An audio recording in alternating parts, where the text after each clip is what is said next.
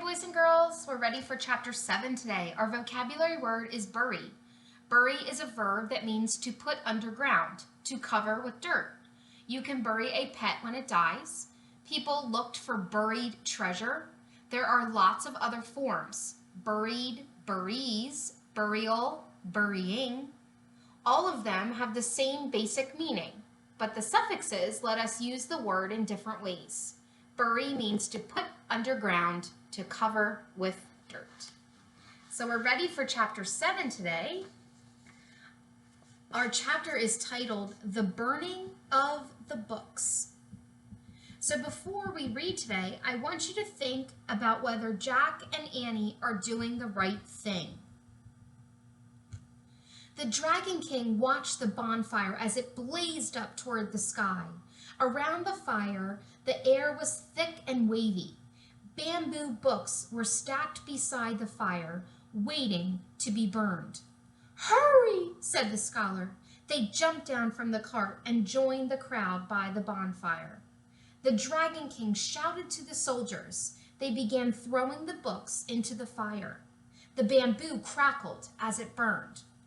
So I'm going to stop here and make a sensory image. The author has used lots of words that help me. The air was thick and wavy. There was a crowd and there was shouting. The bamboo was crackling. I think that the author wanted us to picture the scene with lots of action and confusion. "Stop!" cried Annie. Jack grabbed her. "Quiet," he said. Annie pulled away.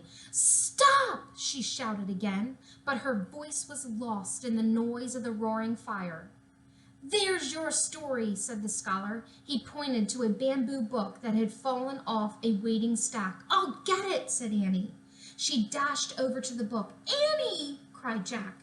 But she had already snatched up the bundle of bamboo strips and was charging back to them. "Got it! Quick!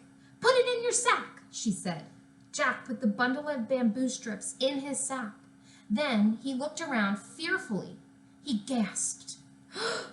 The Dragon King was glaring at them. Then he headed their way.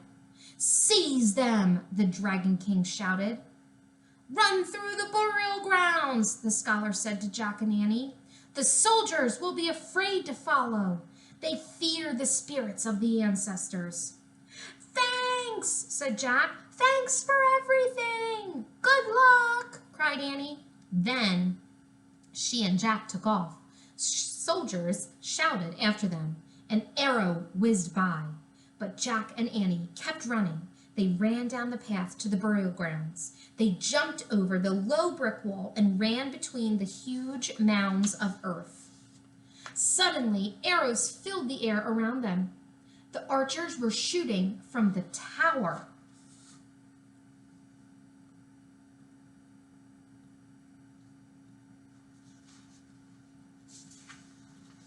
"Look!" cried Jack. There was a doorway in one of the mounds. Jack and Annie ducked inside. They were in a long hall lit with oil lamps. "It's so quiet," said Annie. She walked down the passageway. "Hey, there are some steps here." "Don't go any further," said Jack. "Why not?" said Annie. "We don't know what's down there," said Jack. "This is a burial tomb, remember? It's creepy." "Let's just take a quick look," said Annie. "Maybe it's the way out of here." Jack took a deep breath. "You might be right," he said. "Okay, but go slow." He didn't want to stumble upon a dead body. Annie started down the steep steps. Jack followed. The lamps lit their way as they kept going down and down. Finally, they reached the bottom. Jack blinked. Even though oil lamps glowed everywhere, it was hard to see at first.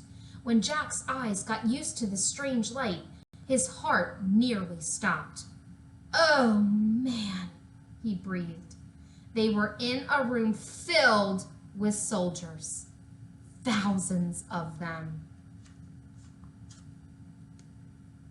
So as you reread today, boys and girls, that was an exciting chapter. I want you to think about how the scholar was able to help Jack and Annie.